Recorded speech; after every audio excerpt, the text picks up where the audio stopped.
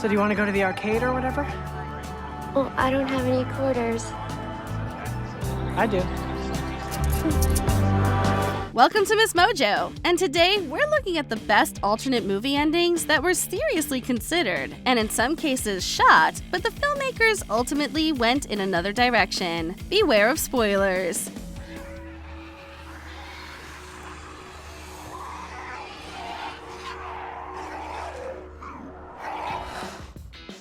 Number 10, 30 years later, Terminator 2, Judgment Day. August 29th, 1997 came and went. Nothing much happened. Michael Jackson turned 40. T2 leaves us on a bittersweet note as Sarah Connor contemplates humanity's future. In an alternate ending, we see that future, confirming that Judgment Day never came. John is now a senator and father, while Sarah has found some form of peace. But the dark future, which never came, still exists for me. And it always will, like the traces of a dream. We understand why James Cameron went with the open-ended version, which fits the movie's bleak yet hopeful tone. Unfortunately, it also paved the way for several more sequels that repeatedly did Sarah and John dirty. We're sure Hollywood would have milked this franchise dry either way, but the alternate ending gives Sarah and John the happy ending they deserve. It also preserves Sarah's profound closing words from the theatrical cut. As far as we're concerned, this is the best timeline. Because if a machine can learn the value of human life, maybe we can too. Number 9, Peter Returns, Peter Pan. Wendy, I have come for you. Hello, Peter. There you are. This 2003 film often gets lost in the shuffle of the other Peter Pan adaptations, although some consider it to be the best version of J.M. Barrie's source material. The film ends with Peter saying goodbye to Wendy, who never sees him again. Taking a page from Barrie's epilogue, an alternate ending flash-forwards to Wendy telling her daughter Jane the story of Peter Pan. In this version, Peter keeps his promise, but he returns a few years too late. Oh, Wendy. You shouldn't have. I couldn't help it, Peter.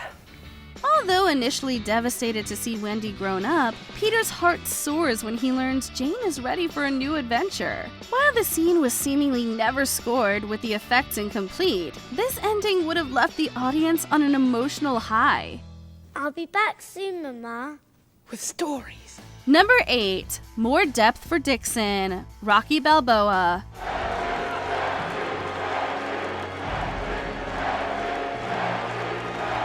If Rocky has taught us anything, it's that whether you win or lose, going the distance is what matters. As such, we don't mind that Rocky loses in this 2006 film. Even Rocky is unfazed by the outcome, bringing his story full circle. However, the alternate ending would have given more development to Rocky's opponent Mason, the Line Dixon. This version sees the split decision siding with Rocky. While Dixon is disappointed, he isn't a sore loser. In an interview, he gives his respect to Rocky. Yeah, but we're not going to use that as an excuse. I mean, he was hurt himself, and fighters, we fight injured all the time.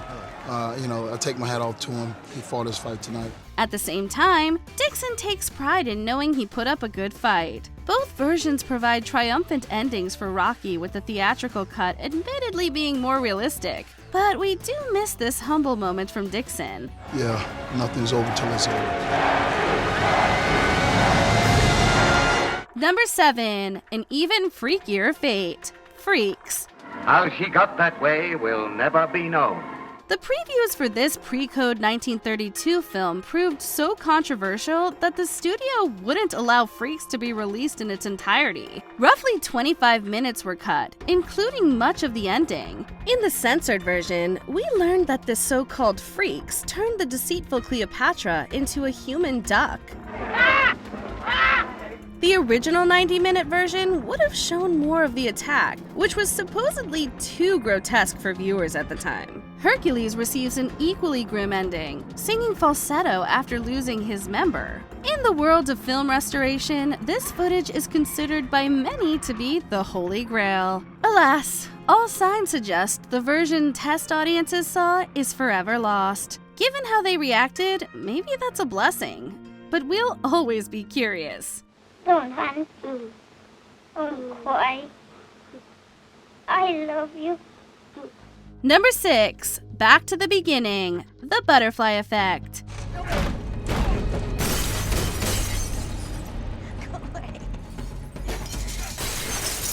After multiple failed attempts to rewrite the past, Evan settles on a future without Kaylee in his life. The two cross paths in the final scene, but continue to go their separate ways. 3 other endings were considered. One would have given us a happy reunion, another would have seen Evan go after Kaylee, and the third is by far the most depressing. Guess which one the directors preferred?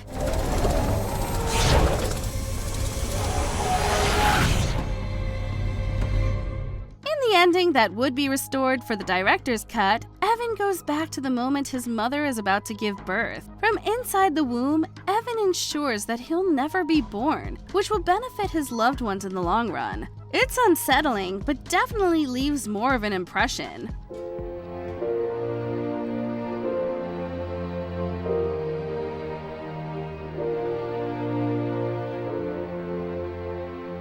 Number 5. A tragic villain. Fatal Attraction. I don't want to live without you, Dan. I can't live without you. But when you push me away, you give me no other choice.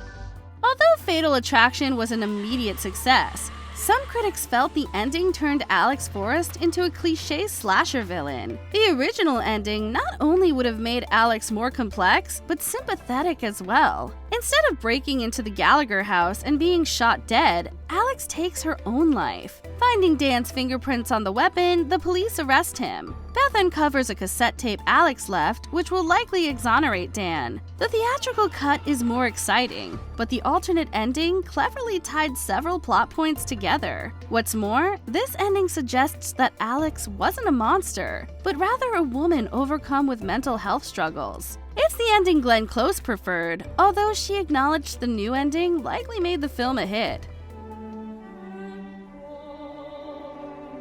Number 4. Birds on the Bridge. The Birds.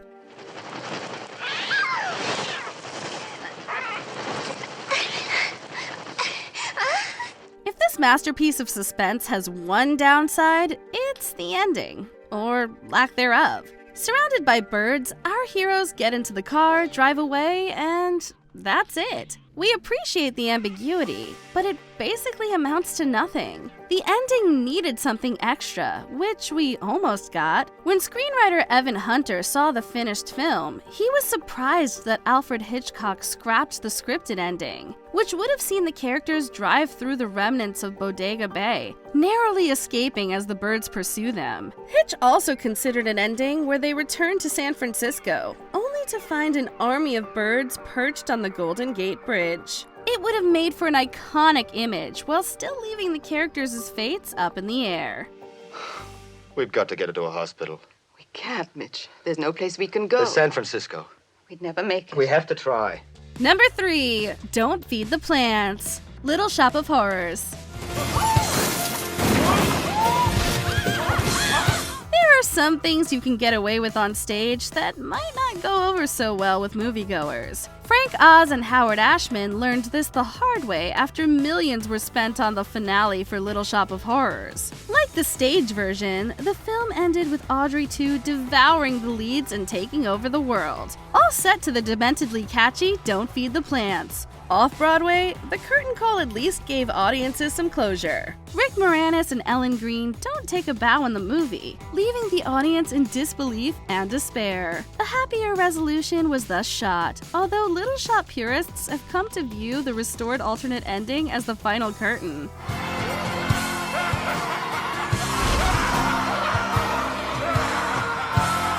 Number 2. I Am the Monster. I Am Legend.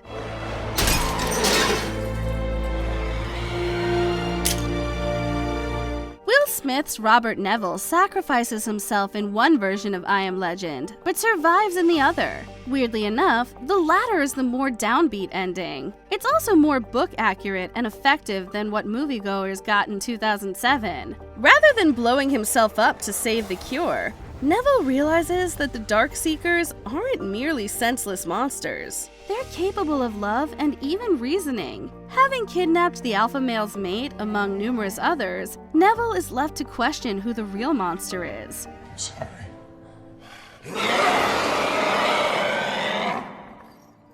While there's still hope that Neville will find salvation, the world he once knew has forever changed. Years later, the studio has seemingly relented that the theatrical ending was a mistake, planning to canonize the alternate version in a sequel.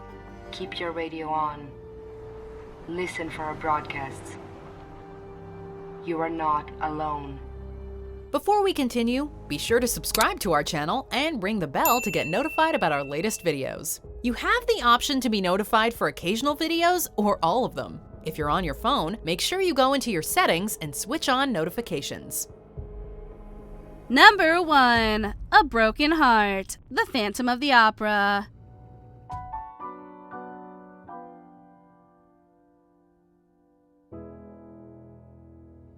Is the Phantom a monster or a misunderstood soul? Whichever you think, the 1925 film gives the Phantom an ending more befitting a beast.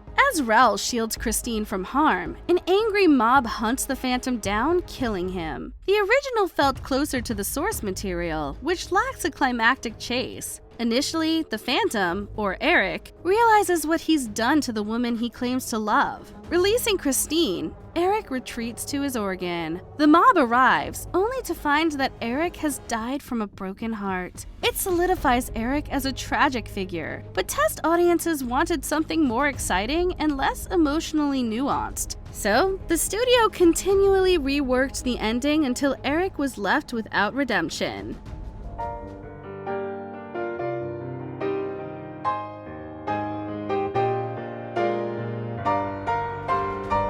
Which alternate ending do you think would have made the movie stronger? Let us know in the comments. And I can't spend the rest of my life in Sully's. If I gotta die, I want you to die.